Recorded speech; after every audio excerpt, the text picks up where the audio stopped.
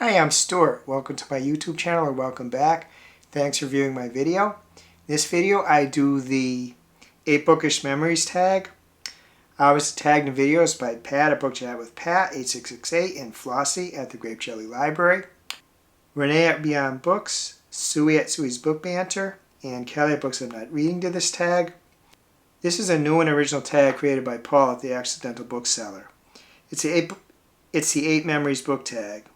Paul's video is, and here they include a link to his video. I'll try to include a link to his video and all the people I mentioned above, whose videos I watched doing this tag. Paul says, what are 8 books you see on your shelf that you remember reading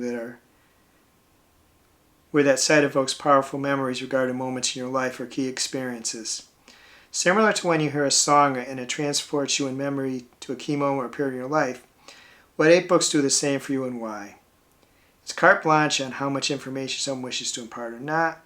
It's an opportunity to give subscribers a little more detail on how our lives connect to books via experience. Also, it gives listeners to our book memories more information about us when we're no longer here to tell them. Some of my answers aren't about a specific book, and you'll see that when I list the ones I'm going to include here. And I ended up doing 9 because I had 8 and there was one more that I was reminded of, so I added that. So I actually do 9 bookish memories here. My first book is one of the Lord of the Ring books. I don't remember which one it was. It was, I believe, in the 1980s. It was New Year's Eve. I was still young enough that I got depressed that I wasn't going out anywhere. But I had a bottle of dry white wine, and I spent my evening drinking a few glasses of the dry white wine and reading the Lord of the Rings book. And it ended up being a very enjoyable evening. Drank enough of the dry white wine, probably about half a bottle of it, to get a little tipsy, but it didn't take away from reading the book. The second book is a sci-fi book. It's a good chance it was a book by Isaac Asimov because of the time frame I'm talking about. When I was around 14 years old, the parents of one of my best friends invited me to spend a week with them at their cottage. One day while walking on the beach, I stepped on a piece of glass, got a kind of a bad cut. Didn't require stitches, but it's kind of a deep cut. So one of my friend's parents, probably his mother, treated it. And I ended up spending several hours in the house while everybody else was outside. And I was reading some sci-fi book, like I said. Don't remember which one, but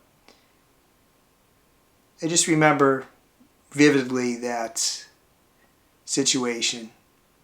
I don't think that I really minded being inside either, reading a book. I don't know if I've ever really minded being inside reading a book. The third book I want to mention is Changeling by Yasmine Galenorn. Around 2006, I was browsing in the Borders at the local mall. On one of the displays in front of the store where they display new books, I saw a book called Changeling by Yasmine Galenorn, which looks interesting. I had not heard of it before. I picked it up. I read a little bit of it and I realized it was book 2 in a series. So I went back and picked up the first, which was Witchling, and ended up reading all the books in the series. There was 21 of them. There were some short stories. Liking it all. Sad when it ended. And by just that kind of random seeing the book, and then I ended up reading my favorite series of all time. And the longest series I've ever read. I haven't read anything close to that before or since. The fourth book is Hollywood Wives by Jackie Collins. Around 1985, I picked up the book. I was totally hooked. I remember when it was at work, I couldn't wait to get home and read it. And they also made it into a miniseries. I love that too. It's one of the books that in my whole life has hooked me the most. In retrospect, I don't remember why I didn't think of bringing it to work, but sometimes obvious choices don't come to me. But I really loved that book. It was totally hooked. I was totally hooked by it. Only ended up reading one other book by Jackie Collins, but Hollywood Wives was a book that sticks with me to this day. The fifth book is The Exorcist by William Peter Blatty. When I was around 12, I remember staying over at my friend and also my cousin's house. He was neighbors. His family was neighbors with our family, and I remember discussing the book with him. I don't know that I had read it at the time that we had discussed it, but I read it soon thereafter. The book, to this day, I can remember parts of it, and movie came out not too long after, also made a great impression. In retrospect, maybe shouldn't have necessarily been reading the book at that age, but it's one of the all-time great horror novels, and I just remember that discussion with my friend and cousin. The sixth book is The Godfather by Mario Puzo. When I was around 15, I went with my friend, one of my best friends, and his mother to a local Kmart, and I saw the book and asked his mother if I could get it, and because she wasn't my mother, she said I could get whatever I want. I was always a kid that kind of wanted to make sure I did the right thing, but ended up buying it. Did really like it, and that might well not have been the first book I ever bought myself, but it's the first book I ever remember buying myself. The seventh book is a book that I don't know the title. It was a horror short story collection. When I was in grammar school,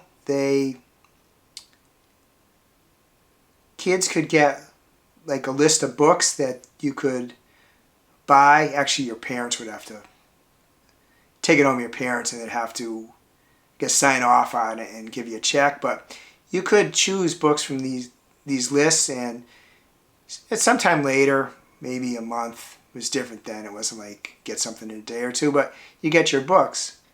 I was probably around 10 when I got this short story I mentioned. I got this short story collection, and the story that made a specific impression on me was a story about Countess Elizabeth Bathory, who was a real-life figure, quite notorious figure, a very horrendous, cruel person. And that story made an impression on me. Maybe another one that possibly, like The Exorcist, maybe I was too young to be reading, but did make quite an impression on me. The eighth book is City of Ghosts, Cassidy Blake #1 by V.E. Schwab. Late October 2019, I traveled to Branson, Missouri to attend a wedding of a couple of friends of mine. Went out on a Saturday afternoon. The wedding was Sunday evening, and I had a flight back on Tuesday.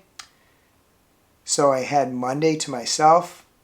There are plenty of sites in that area, the area of Branson, Missouri, but I decided to go to a bookstore. The bookstore I went to was a Books A Million. I had never heard of it, but I later saw that there are at least some in Connecticut, which is where I live.